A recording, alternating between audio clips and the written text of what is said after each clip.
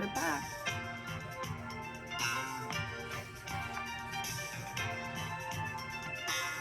That has to be the coolest music ever. We are back. Yes, yes.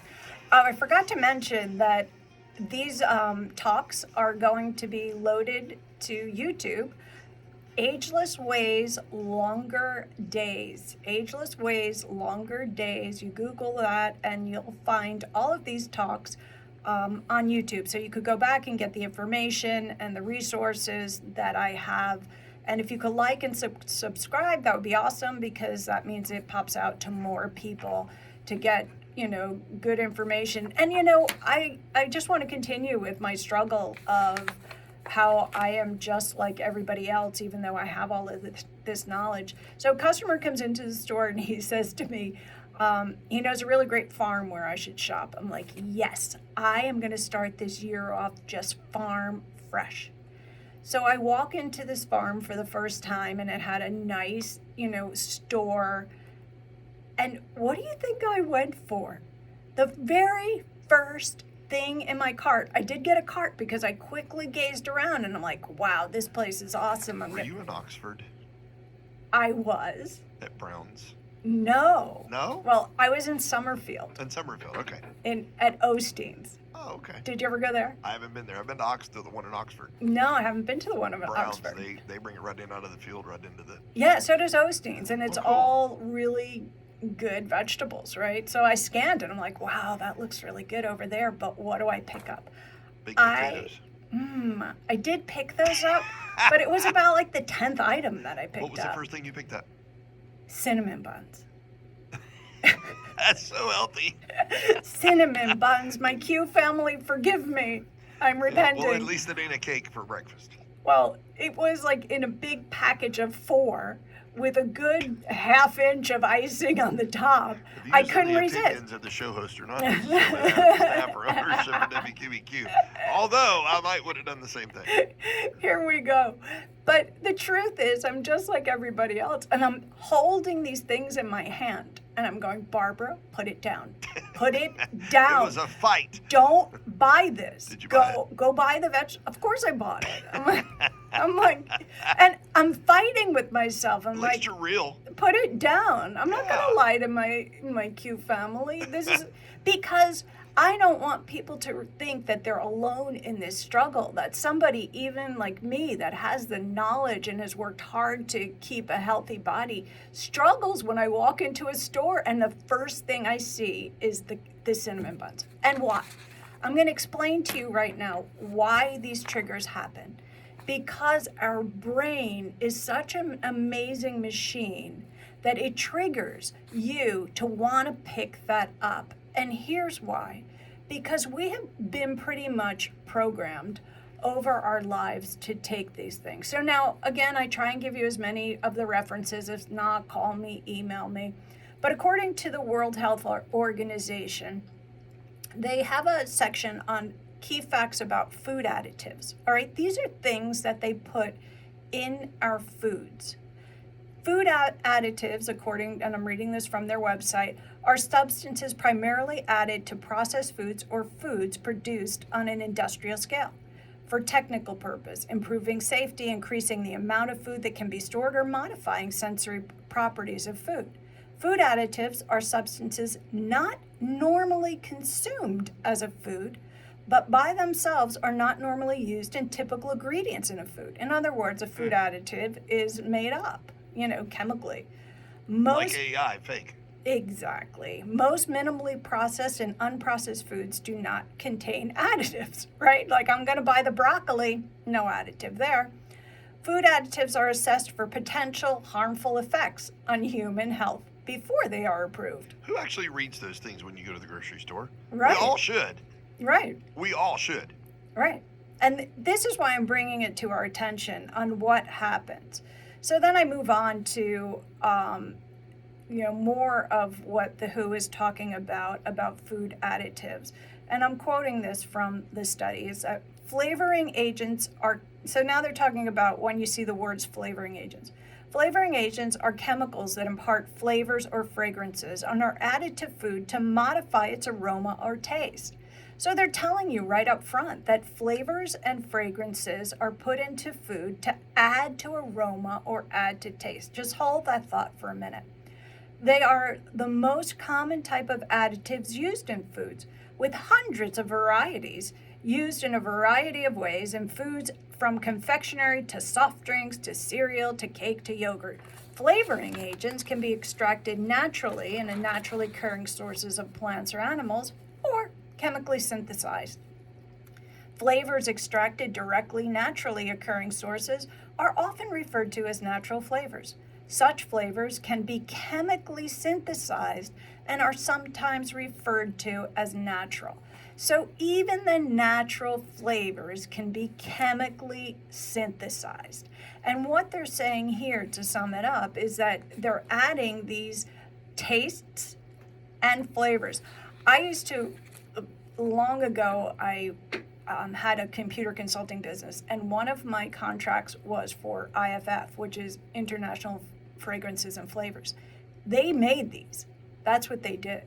And every once in a while you hear them on the loudspeaker going, we're going to have a cake tasting, so like all the employees would run and taste the chocolate cake to see if the flavoring was what they wanted. And last week we were talking about that with the Coke and the Diet Coke. It's like, what flavor is it? Because it says natural flavors, but it's nothing natural that I have ever tasted before. Then the website goes on to talk about preservatives and colorings and sweeteners. So preservatives slow down the decomposition so that they don't get mold right away and all of those things. And then they add colors so that it looks better to you and is more appealing and attractive. And, they say that they test for these things, but, I don't think we've been living long enough for enough of these tests to really solidify what it is. So when we go to the store and we pick up the cinnamon buns, it's because of these triggers that we've had.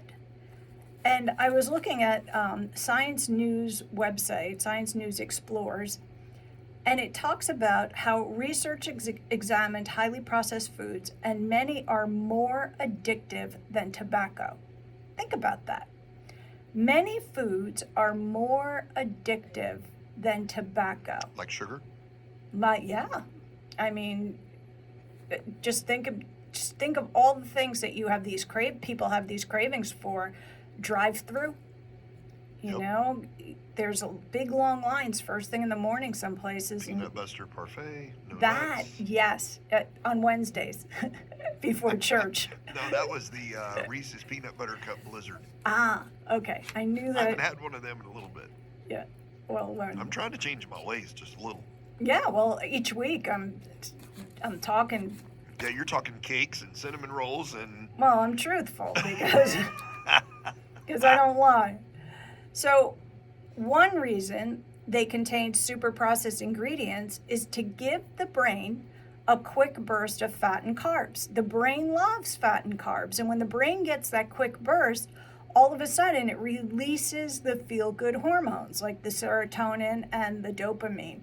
Those are no different than when a heroin addict shoots up heroin. So the same hormones are being released for the person who is addicted to a specific food or takes the heroin. It's the same hormones. I'm not saying the same thing does to your body. I'm talking about what the brain is doing. And advertisers are pushing these foods so heavily, and we talked about that last week about the soda study that happened where they showed the college girls who were sitting in watching a movie. One set of girls saw a movie and watched commercials about soda, and the others saw a movie and watched commercials about water. But the soda people wanted the soda. Like, they had to have it because of these triggers in the brains. So when these foods that they have made so addictive are consuming us, and what we didn't realize is how all of this happened. Well, here's how it happened. Listen up, because I was shocked when I researched this. In the 1980s, Philip Morris and R.J. Reynolds bought Kraft, General Foods, and Nabisco.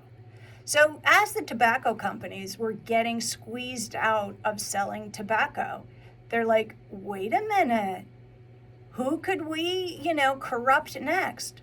So they bought the food companies.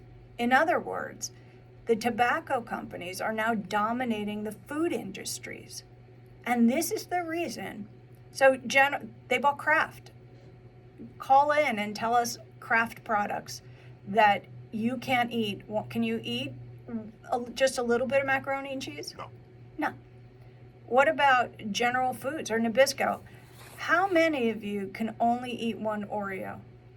Not it. I was thinking about vanilla wafers. Not it. Not just Oh, one. yeah. What about the vanilla wafers? Yeah, that's Nabisco. Yeah. So call in with your Kraft, General Foods, or Nabisco cravings, and we could talk. What's our number? See if you're as weak as we are. 352-315-1410. 1410. You call in almost every day. I call in almost every day, and it's funny because I'm so used to seeing it, but I put the microphone in the way of the number. And I'm like, oh my goodness, I can't see the number. What do I do?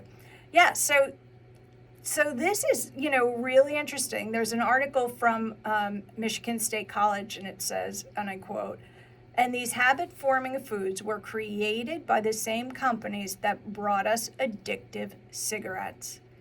So these companies bring us addictive cigarettes, and then when they weren't making enough money, they spun it around, and now they have given us addictive food. Big tobacco created America's junk diet and obesity epidemic. And I quote from the article, "The new research reveals that after the government moved to regulate the tobacco industries in 1960, tobacco companies responded by investing heavily in food manufacturing to hook new customers. The success of these hyperpalatable products is rooted in the science behind addiction. According to the research, they contain ingredients, some natural, some synthetic, that have been purified, concentrated, and are rapidly absorbed into our bloodstreams, amplifying their ability to light up our brain's reward center." So this is how it works, Q family that I love. We are sitting in front of TVs and we're getting inundated by commercials. And those commercials are strategic. They are telling us what to eat, what to do, and they're not telling us to jump up and exercise and drink more water. They're telling us that we need to get the Oreo and we need to dip it in some milk. Coffee cup. Right, coffee cup. So they're telling us not only what product we should be buying, but they strategically, whatever the marketing was. Do you remember the marketing back for the Marlboro? Yeah. Oh, Big, yeah. strong guy, sexy guy, no shirt. Yeah? Yep. And what about Johnny Carson? Did you ever watch Johnny Carson? Mm-hmm. Never watched Johnny Carson? Not really. Late night television? We made to go to bed early. I'm sure there's a Q family member that has watched a lot of Johnny Carson. Well, Johnny Carson smoked during the show. And I wonder now if that was all paid for, right, by these tobacco companies to try and get the late night people to pick up that habit. My father he's not alive now, but he is an Italian immigrant. And when he came to the United States, he picked up smoking because he looked at all of these Americans and he thought it was a sport. He thought it was something that to fit in, he had to do.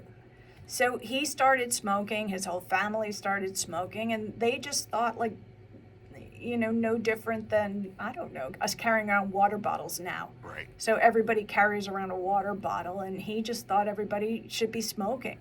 And I remember being a little kid sitting on his lap and he had that cigarette dangling out of his mouth. He had one eye closed and the smoke would just, kind of trickle up.